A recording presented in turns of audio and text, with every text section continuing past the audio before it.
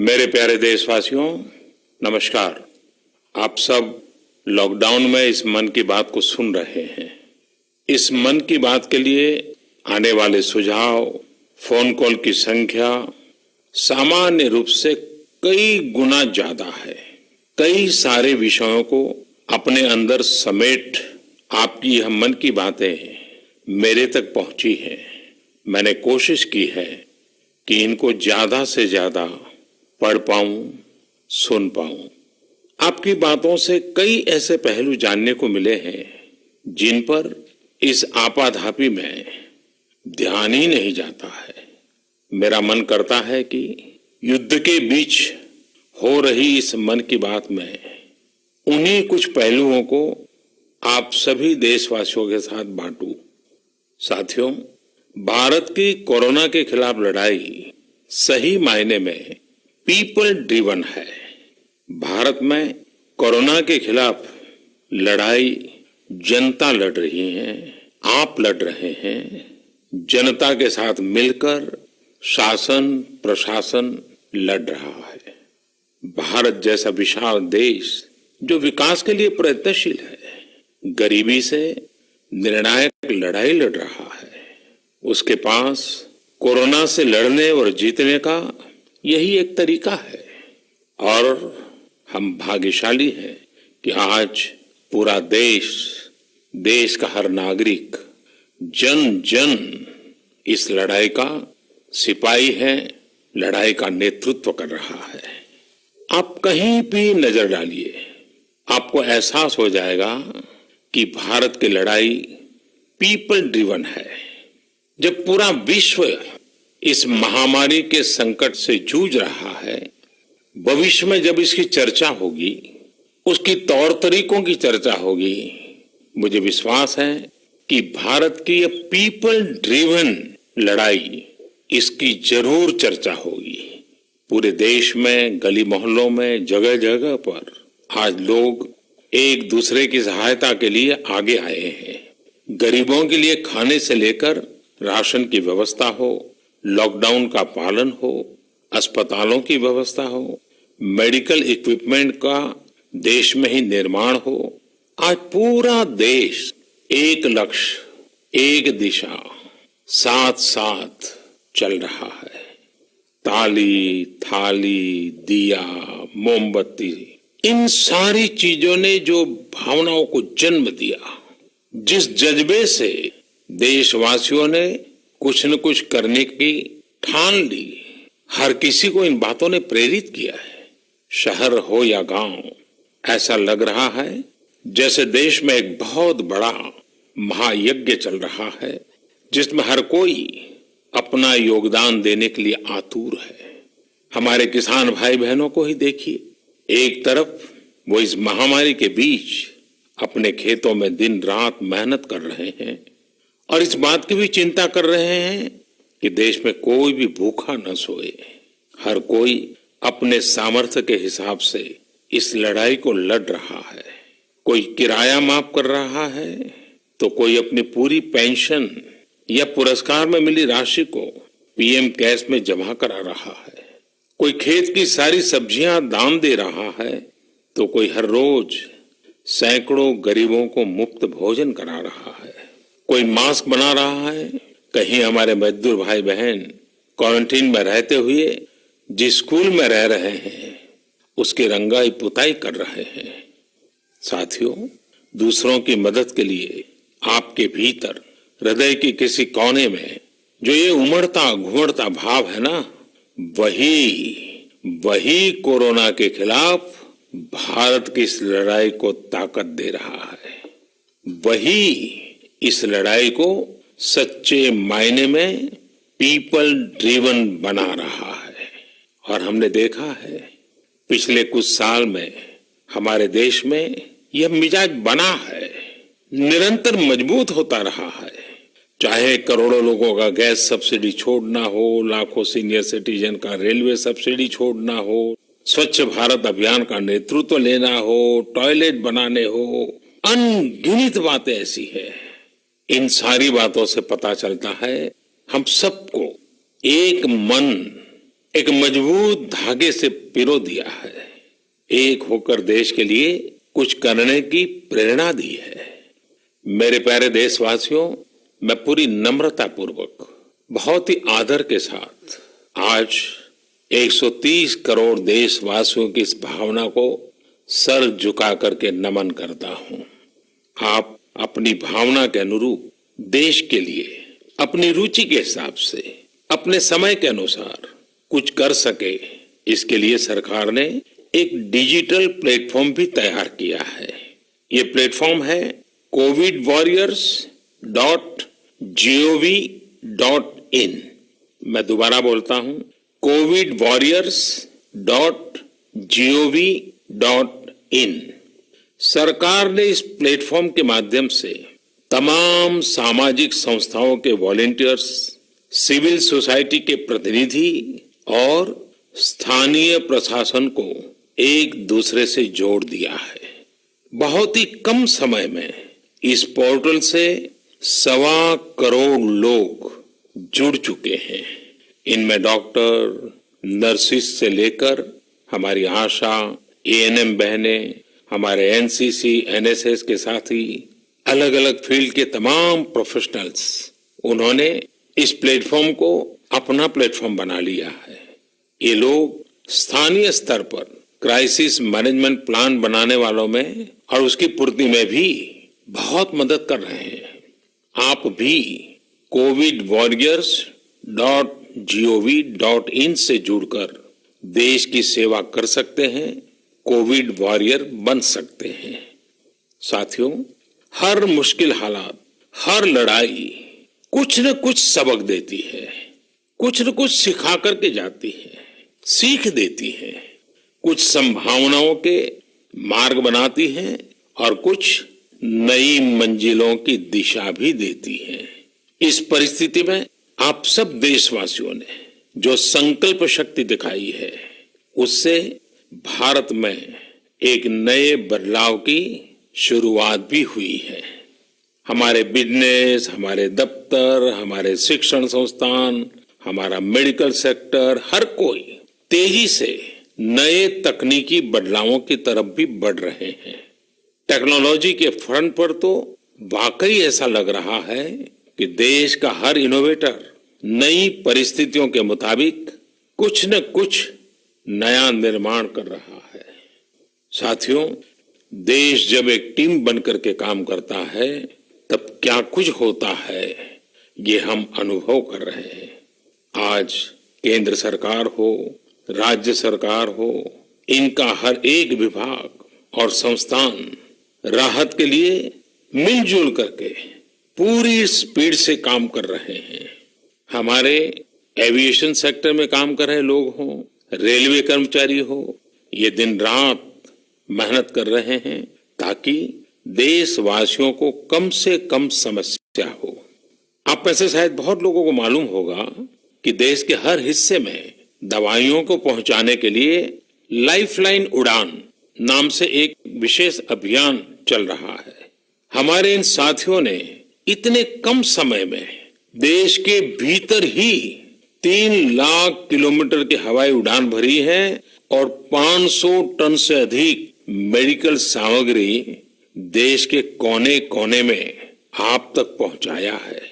इसी तरह रेलवे के साथ ही लॉकडाउन में भी लगातार मेहनत कर रहे हैं ताकि देश के आम लोगों को जरूरी वस्तुओं की कमी न हो।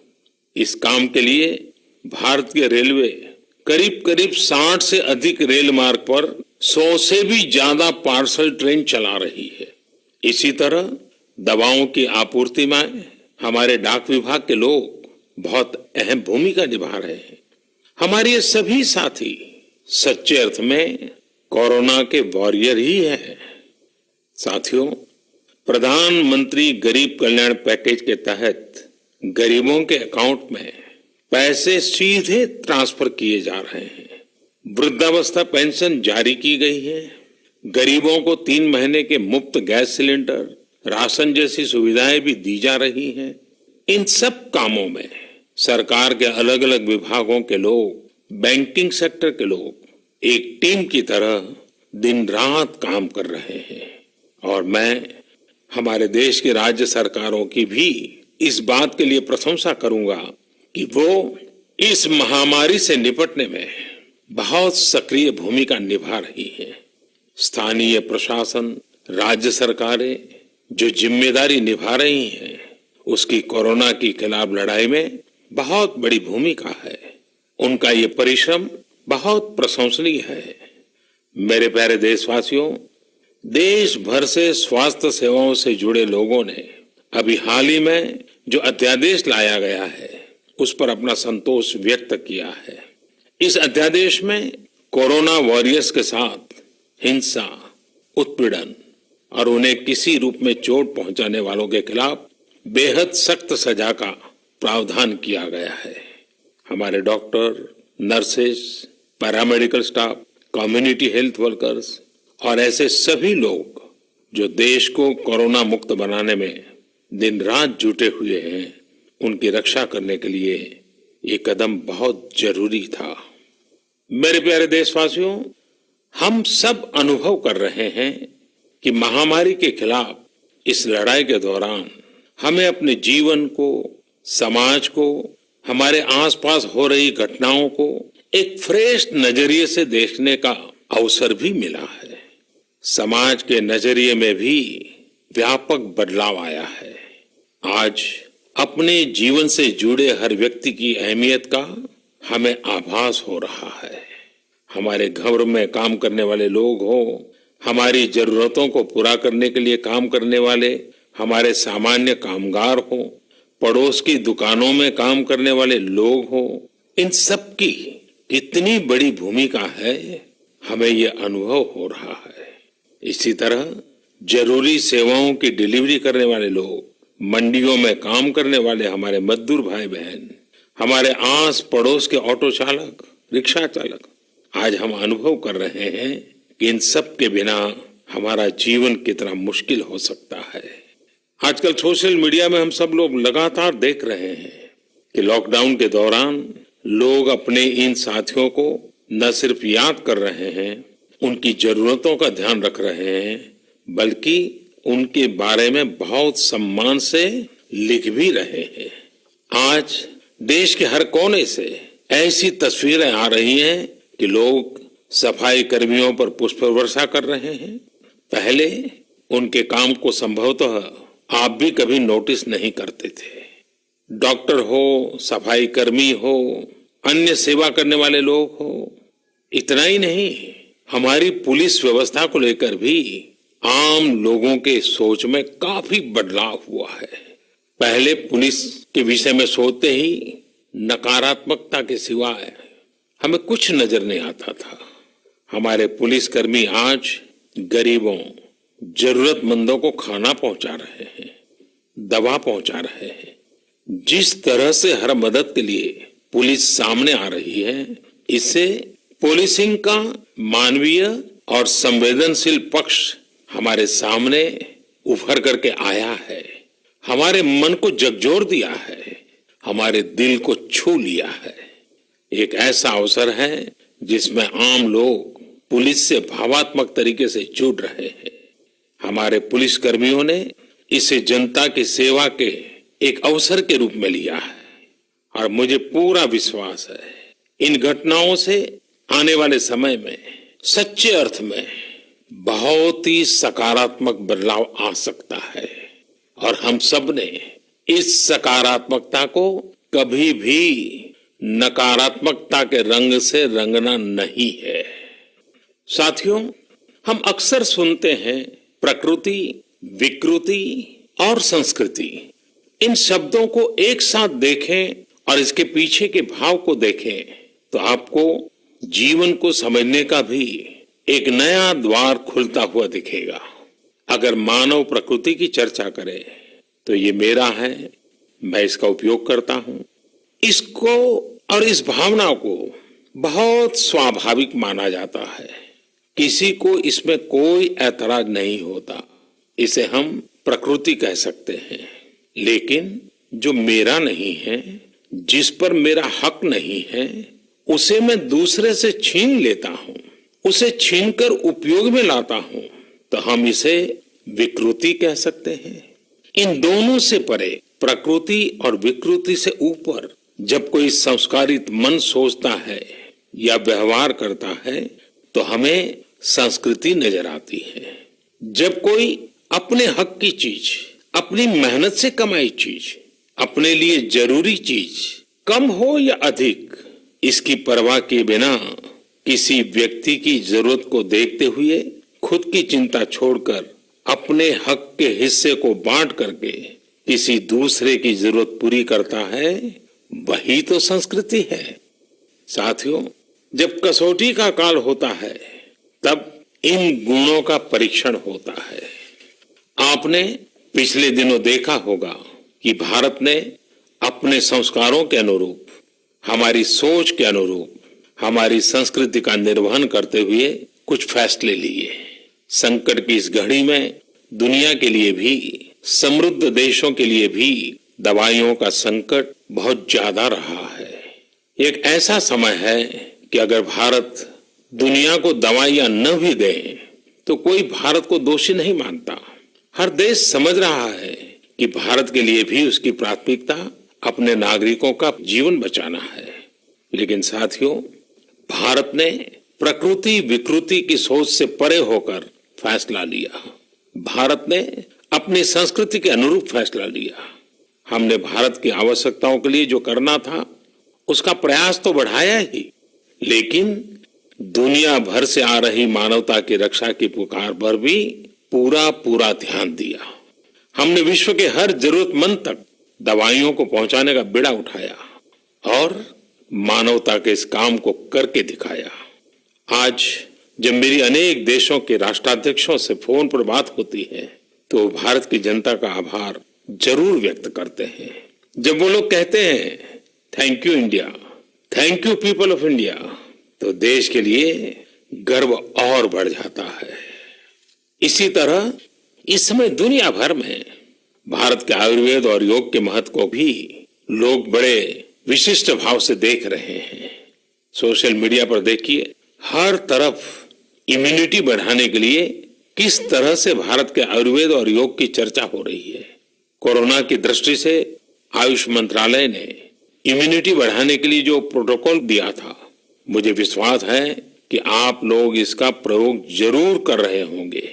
गर्म पानी, काढ़ा और जो अन्य दिशा निर्देश आयुष मंत्रालय ने जारी किए हैं वो आप अपनी दिनचर्या में शामिल करेंगे तो आपको बहुत लाभ होगा। साथियों, वैसे ये दुर्भाग्य रहा है कि कई बार हम अपनी ही शक्तियां और समृद्ध परंपराओं को पहचानने से इनकार कर देते हैं। लेकिन जब विश्व का कोई दूसरा देश एविडेंस बेस्ड रिसर्च के आधार पर वही बात करता है, हमारी फॉर्मूला हमें सिखाता है, तो हम उसे हाथों हाथ ले लेते हैं। संभवतः इसके पीछे एक बहुत बड़ा कारण सैकड़ों वर्षों की हमारी गुलामी का कालखंड रहा है। इस वजह से कभी कभी हमें अपनी ही शक्ति पर विश्वास नहीं होता है, हमारा आत्मविश्वास कम नजर आता है। इसलिए हम अपने देश की अच्छी बातों को, हमारे पारंपरिक सिद्धांतों को एविडेंस बेस्ड रिसर्च के आधार पर आगे बढ़ाने के बजाय उसे छोड़ देते हैं, उसे हीन समझने लगते हैं। भारत की युवा पीढ़ी को अब इस चुनौती को स्वीकार करना होगा। जैसे विश्व ने योग को सहज स्वीकार किया है, वैसे ही हजारों वर्षों पुराने हमारे आयुर्वेद के सिद्धांतों को भी विश्व अवश्य स्वीकार करेगा।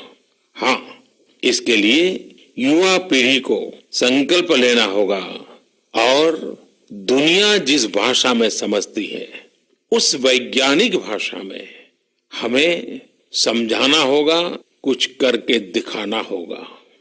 साथियों, वैसे कोविड-19 के कारण कई सकारात्मक बदलाव हमारे काम करने के तरीके, हमारी जीवन शैली और हमारी आदतों में भी स्वाभाविक रूप से अपनी जगह बना रहे हैं। आपने सबने भी महसूस किया होगा इस संकट ने कैसे अलग अलग विषयों पर हमारी समझ और हमारी चेतना को जागरूक किया है।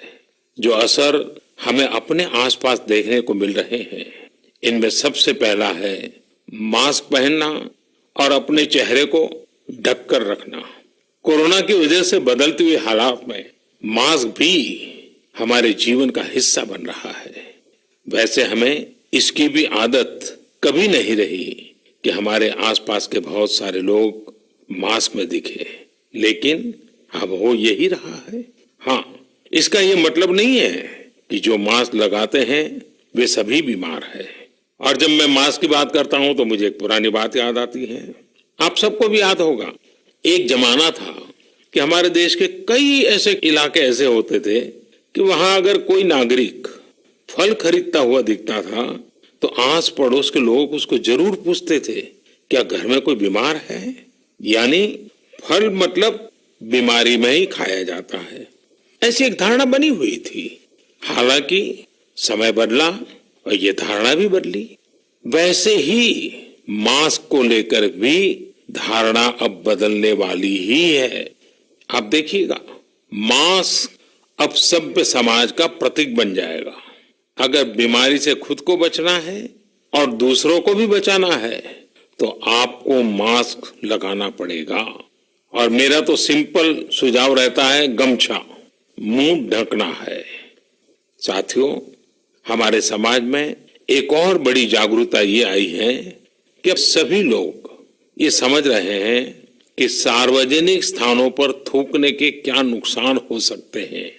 यहां वहां कहीं पर भी थूक देना गलत आदतों का हिस्सा बना हुआ था। ये स्वच्छता और स्वास्थ्य को गंभीर चुनौती भी देता था। वैसे एक तरह से देखें तो हम हमेशा से ही इस समस्या को जानते रहे, लेकिन ये समस्या समाज से समाप्त होने का नाम ही नहीं ले रही थी। अब वो समय आ गया है कि इस बुरी आदत को हमेशा हमेशा के लिए खत्म कर दिया जाए। कहते भी हैं कि बेटर लेट देन नेवर। तो देर भले हो गई हो, लेकिन अब ये थूकने की आदत छोड़ देनी चाहिए। ये बातें जहां बेसिक हाइजीन का स्तर बढ़ाएंगी, वहीं कोरोना संक्रमण को फैलने से रोकने में भी मदद करेगी। मेरे प्यारे देशवासियों, ये सुखद संयोग ही है कि आज जब आपसे मैं मन की बात कर रहा हूं तो अक्षय तृतीया का पवित्र पर्व भी है। साथियों, क्षय का अर्थ होता है विनाश, लेकिन जो कभी नष्ट नहीं हो, जो कभी समाप्त नहीं हो, वो अक्षय है। अपने घरों में हम सब इस पर्व को हर साल मनाते हैं, लेकिन इस साल हमारे लिए इसका विशेष महत्व है। आज के कठिन समय में यह एक ऐसा दिन है जो हमें याद दिलाता है कि हमारी आत्मा, हमारी भावना अक्षय है। यह दिन हमें याद दिलाता है कि चाहे कितनी भी कठिनाइयां रास्ता रोके, चाहे कितनी भी आपदाएं आए, चाहे कितनी भी बीमारियों का सामना करना पड़े, इनसे लड़ने और जूझने की मानवीय भावनाएं अक्षय है।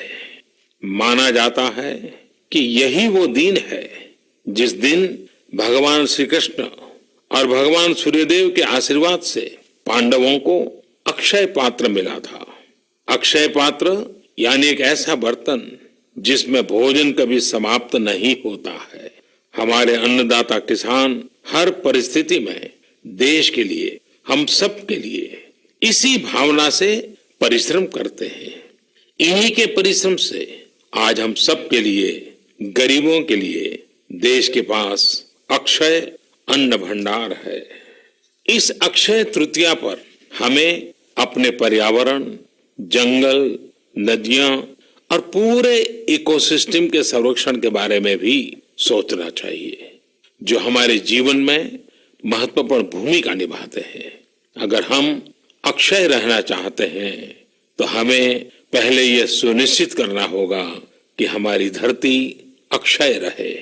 क्या आप जानते हैं कि अक्षय तृतीया का यह पर्व दान की शक्ति यानी पावर ऑफ गिविंग का भी एक अवसर होता है। हम हृदय की भावना से जो कुछ भी देते हैं, वास्तव में महत्व उसी का होता है।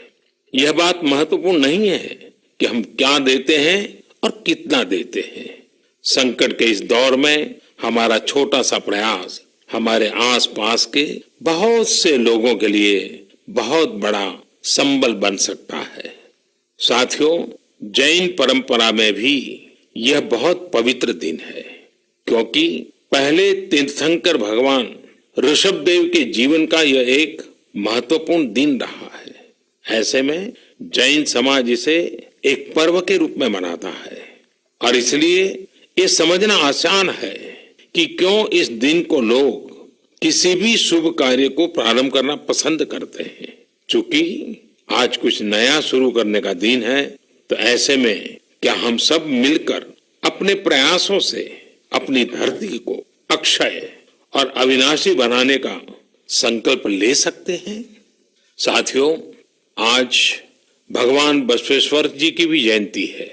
ये मेरा सौभाग्य रहा है कि मुझे भगवान बसवेश्वर की स्मृतियां और उनके संदेश से बार बार जुड़ने का, सीखने का अवसर मिला है। देश और दुनिया में भगवान बसवेश्वर के सभी अनुयायियों को उनकी जयंती पर बहुत बहुत शुभकामनाएं। साथियों, रमजान का भी पवित्र महीना शुरू हो चुका है।